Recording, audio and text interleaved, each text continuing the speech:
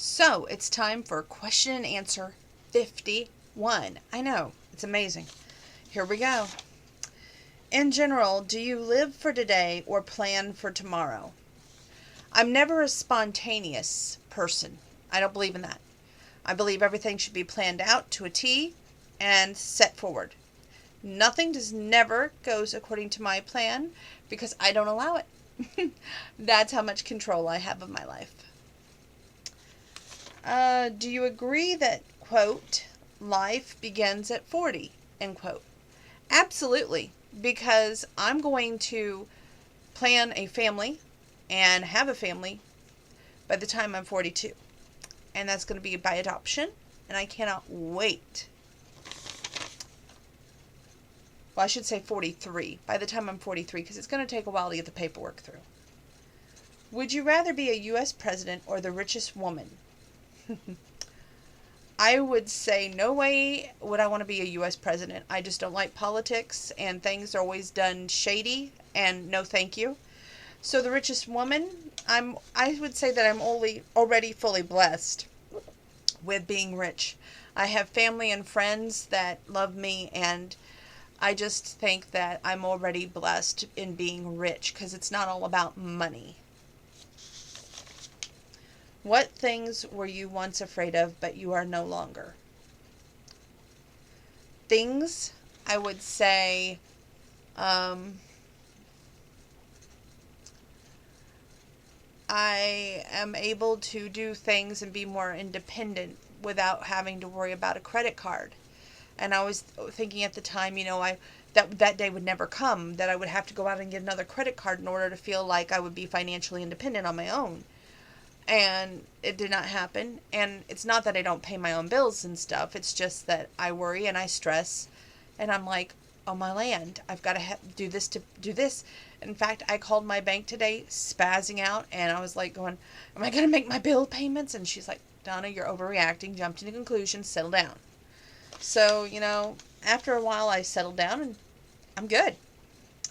I would say being short in the bank account is something I'm always going to be afraid of, but I don't really know of anything that I'm quote unquote not afraid of, because I feel like I've accepted my fate, that love is not going to happen for me. I'm going to be a great adoptive mom, and from here on out, I'm not going to have complications in my life because I won't allow it. Okay, of all the things someone could say about you, what would make you feel the best? The truth. I would love for somebody to walk up and go, you know what? I heard this and this and this about you, but I know it's a lie. And why? Because I know you are a good-hearted woman, and you would not do any bullshit that some jackass can think up. How would you rate your public speaking ability? Poor, fair, good, or exceptional? I would say good. I would say I'm going to test that on Grandpa's birthday because I have a game plan. So everybody's got to listen to me while I read the questions. So that's going to be fun. But I've come up with 20 questions, 20 great door prizes. I think we're going to have a good time. No, I know we're going to have a good time. And with my party crew there, we've got some RSVPs coming in slowly, which, by the way, keep them coming in. It's okay to tell me that you're going to be there. I promise. Or my mom, because it seems like more people want to RSVP with my mom than me. I don't know why, but they do. If your life has not gone where you thought it would, was it your actions that held you back or your thinking? I would say a little bit of both. My thinking was always, good always wins. Love always conquers all. And my actions, well, I've always been scared really to do much action. But, because, you don't want people thinking the wrong idea, that you're a loose goose, that, all that stuff. And I don't believe in making any first moves. I believe that should be the man's job. I'm very old-fashioned. So, maybe that would have made my life different. But the way I look at it is, I've lived a good life. If tomorrow was my last day, I'm okay with that. I just wish I would have been a mom. Um, I have been a virtual wife, if people want to go there, but I have never been a real life wife, and I wish I would have had that ability. But sometimes life just doesn't go as we plan it on that part. But I can honestly say that I'm hoping and praying that I'll be blessed as not a biological mom at this point, but an adoptive mom. What things, not people, do you think you cannot live without? My piano, my animals, which would be even my strays because I love them and I would love to find them a home. Um, my cell phone, my Facebook, my YouTube, my Instagram, my Twitter. Okay.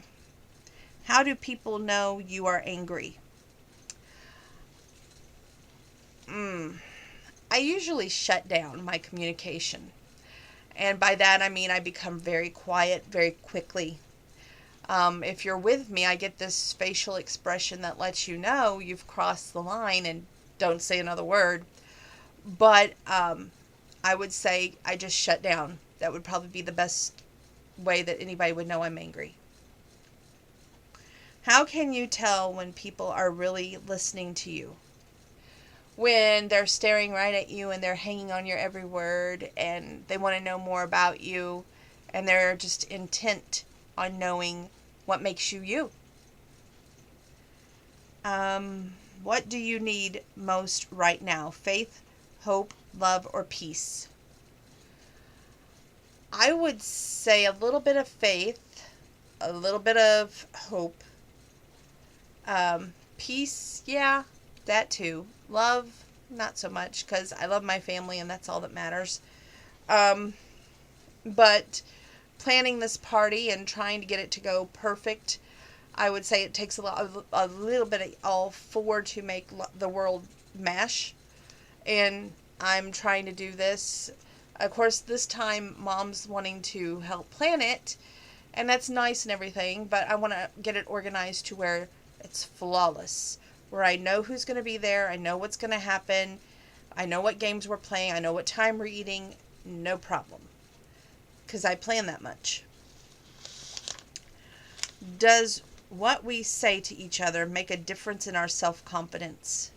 Absolutely. I think there's times when if we don't inspire each other to be better, to, look inside ourselves and be that better person, then, how in the world are we going to improve this world? So, yes, I honestly think what we say to each other definitely affects us. Uh,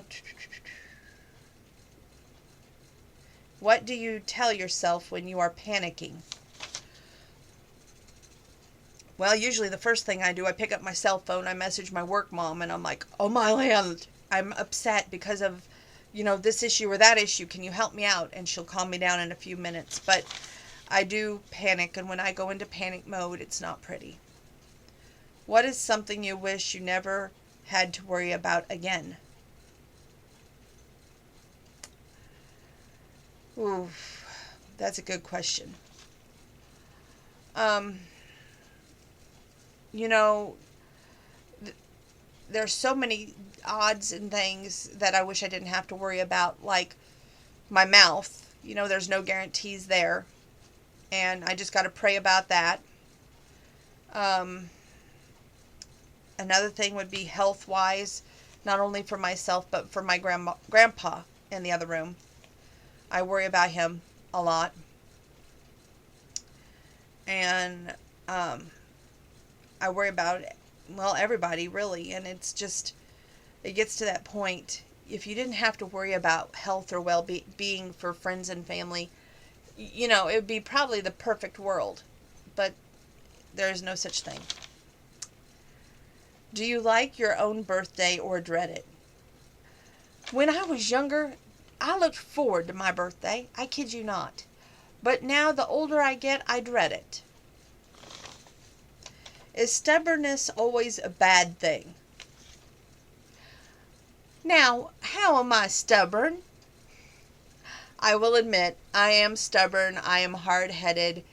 I am probably the most hard-headed person, excuse me, to talk to sometimes, because when I set my mind on something, it's that way or the highway.